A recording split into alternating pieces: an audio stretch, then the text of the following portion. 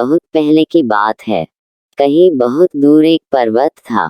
उस पर एक पेड़ था और उस पेड़ पर एक जादुई पक्षी रहता था। उसकी खूबी यह थी कि उसकी बीट सोने में बदल जाती थी। एक शिकारी वहां अक्सर आता था।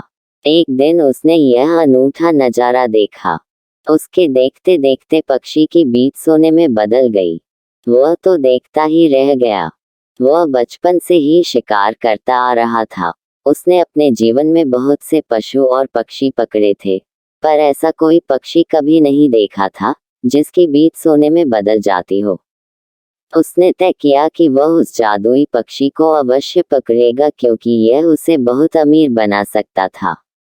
उसने अपने जाल बिछाए और पक्षी के आने का इंतजार करने लगा। वह जादुई पक्षी वहां आया। शिकारी द्वारा वहां बिछाया हुआ जाल उसे दिखाई नहीं दिया और वह उस जाल में फंस गया। शिकारी ने उसे एक पिंजरे में डाला और अपने घर ले चला। वह घर जाते हुए सोचने लगा कि अगर वह जादुई पक्षी को घर ले गया तो निश्चित रूप से कुछ ही दिनों में वह धनवान बन जाएगा। जल्द ही लोगों को उसके धन के बारे में पता चल जाएगा और वे इसकी जानकारी राजा को दे देंगे। इसके बाद राजा पता लगवा लेगा कि यह धन कहाँ से आया है। उसे सजा दी जाएगी कि उसने पक्षी के बारे में राजा को क्यों नहीं बताया। अरे नहीं, मुझे तो पहले ही राजा को इस जादुई पक्षी के बारे में बता देना चाहिए, वरना बाद में मुझे सजा मिल सकती है। वह जोर से बड़बड़ाया। इसके बाद वह महल की ओर चल दिया। दरवाजे पर कुछ देर बहस के बाद उसे महल में जाने की इजाजत मिल गई। उसने राजा और उसके मंत्रियों को उस जादुई पक्षी के बारे में बताया जिसे उसने पकड़ा था और जो उस समय उसके पास था। राजा को बहुत खुशी हुई।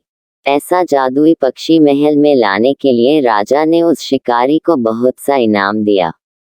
राजा ने मंत्रियों से कहा कि पक्षी की पूरी देखरेख की जाए। उसे सही समय पर खाना पानी देते हुए सफाई का भी ध्यान रखा जाए। मंत्री मान तो गए किंतु उनके मन में अभी शिकारी की बातों पर संदेह था। आदरणीय, ऐसा कैसे हो सकता है? हम देखना चाहते हैं कि यह शिकारी जो कह रहा है वह सच भी है या नहीं। कहीं यह हमें मूर्ख तो नहीं बना रहा।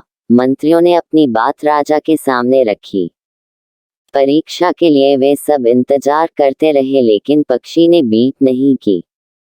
उन्हें लगा कि पक्षी पिंजरे से निकलने के बाद ही अपना करिश्मा दिखाएगा। उन्होंने राजा से पूछा, महाराज, हो सकता है कि यह पक्षी पिंजरे में अपना करिश्मा न दिखाए, इसलिए हमें इसे पिंजरे से बाहर निकाल देना चाहिए।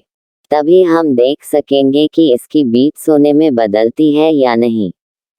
ज्यों ही पक्षी को पिंजरे से बाहर निकाला गया, उसने उड़ान भरने में देर नहीं की और वह देखते ही देखते आसमान में गायब हो गया।